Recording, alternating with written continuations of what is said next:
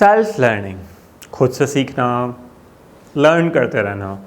Learning हमारे life का बहुत इम्पॉर्टेंट है। आज आपने एक क्लास ली, या आप बिज़नेस मीटिंग में गए, या आप कारोबार के सिलसिले में कहीं ना कहीं किसी शख्स से मिले, मुलाकात की आपने, या आप घर में फैमिली मेम्बर से, अपने बुज़ुर्गों से काफ़ी साल बाद मिले, कुछ दिनों बाद मिले, या आपने कुछ नई चीज़ पकाई, नई चीज़ें की। आप जिस एज में हैं, जिस ग्रुप में हैं, लर्निंग आपकी रुकती नहीं है। अगर आप ये कह दो मैंने सीख लिया है ना, तो ये पॉसिबल नहीं है। अगर आप कहो कि ये चीज़ें लाइफ की आपकी पॉसिबिलिटी में नहीं है सो आप अपने आप को रोक रहे हैं काफ़ी सारी चीज़ें करने के लिए। लर्निंग आपकी बहुत सारी चीज़ें हैं।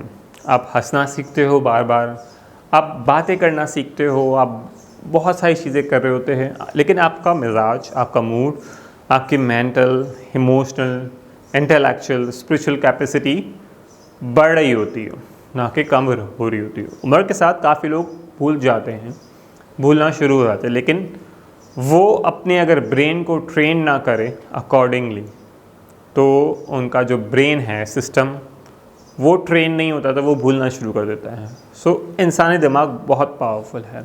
साइंटिफिकली ये प्रूव्ड है कि अगर आप अपने आप को ट्रेन रखें, अपने आप को फिट रखें, तो आप अपनी फिज़िकली, मेंटली, इमोशनली और स्पिरिचुअली फिट रहते हैं, तो आपकी एज बहुत ज़्यादा और लंबी, और आपकी एज में आप हर चीज़ जो है नॉर्मल एक एवरेज इंसान नहीं करता, वो आप कर रहे होते हैं।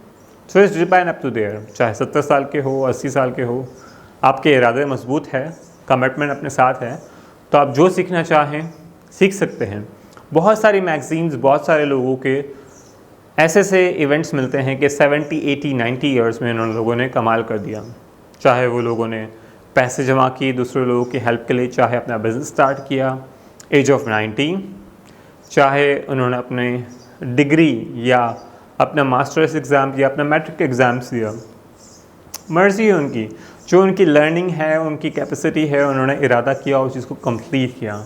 सो लाइफ में आपको फ्यूचर देखना है, ना कि पास्ट को। जो आप अगर नहीं कर पाए तो कोई बात नहीं, लेकिन आपके पास दिन है, आपका बिलीफ सिस्टम है कि आप पढ़ सकते हैं, आपके पास टाइम है, आप पढ़ना चाह रहे हैं तो आप कर सकते हैं। तो इस तरह आप जवान और नौजवान आपके दिल से, आपके स्पिरिचुअल से, आपके माइंड से, आपके अपने सोलफुल रहें। सो ये चीज़ें मत कहें कि आपका जिस्म बूढ़ा हो गया। जिस्म बूढ़ा हो गया है एक हद तक, लेकिन आपके अंदर एक रूह है। इंसान के अंदर जो रूह है वो हमेशा ज़िंदा रहेगी। आपकी मौत के बाद आपकी जो रूह है वो ट्रांसफ़र हो जाएगी ऑनवर्ड्स। स्पिरिचुअलिटी के भी कोर्सेज बने हुए हैं रेहान फाउंडेशन के, आप वहाँ से मज़ीद और डिस्कशंस और वहाँ से लर्निंग कर सकते हैं। सो आगे बढ़ते हैं अपनी ट्रांसफॉर्मेशन के टॉपिक पर। Thank you.